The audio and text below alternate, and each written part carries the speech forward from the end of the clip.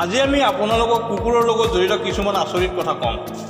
আমি আত্মবিশ্বাসেৰে ক'ব পাৰোঁ যে আপুনি এইবোৰ আগতে কেতিয়াও পঢ়া নাই অথবা শুনা নাই।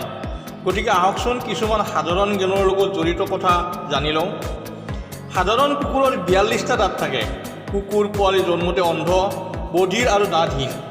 কুকুৰৰ শ্ৰৱণ শক্তি মানুহৰ তুলনাত 5 গুণ বেছি। কুকুৰৰ গোন্ধ লোৱা শক্তি মানুহৰ তুলনাত 1000 গুণ বেছি। কুকুৰ মাত্ৰ এবছৰতে প্ৰাপ্তবয়স্ক হয়। কুকুৰৰ নাকৰ আগৰ নোমে আন্ধাৰত দেখাত সহায় কৰে।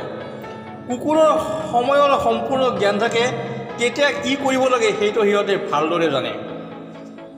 কুকুৰে সদায় নিজৰ মালিকক মিছ কৰে, গতিকে ইয়াক অতি প্ৰভুভক্ত বুলি গণ্য কৰা হয়। কুকুৰ 2 বছৰীয়া শিশুৰ দৰে, সিহঁতক যেনেদৰে ইচ্ছা তেনেদৰে বুজাব পাৰি। আটাইতকৈ বেছি কুকুৰ পোহে আমেৰিকাৰ লোকে। কুকুৰৰ প্ৰস্ৰাৱত ইমানেই এচিড থাকে যে ই ধাতুও গলাই দিব পাৰে। কুকুৰে যে কেৱল ক'লা বগা ৰঙহে দেখা পায় তেনে নহয়, কুকুৰে নীলা আৰু হালধীয়া ৰঙো বুজি পায়, আৰু ইহঁতে ৰাতি মানুহতকৈ বেছি ভালকৈ দেখা পায়। কুকুৰৰ নাক ইমান চোকা যে ৰোগৰ গোন্ধ ধৰিব পাৰে।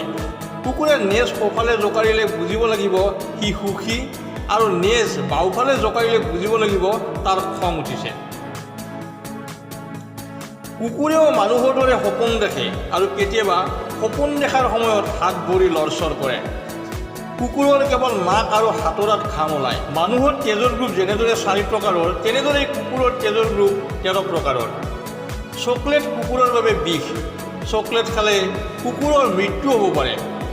চলচ্চিত্ৰ নায়ক আমিৰ খানৰ শ্বাহৰুখ নামৰ এটা কুকুৰ আছে।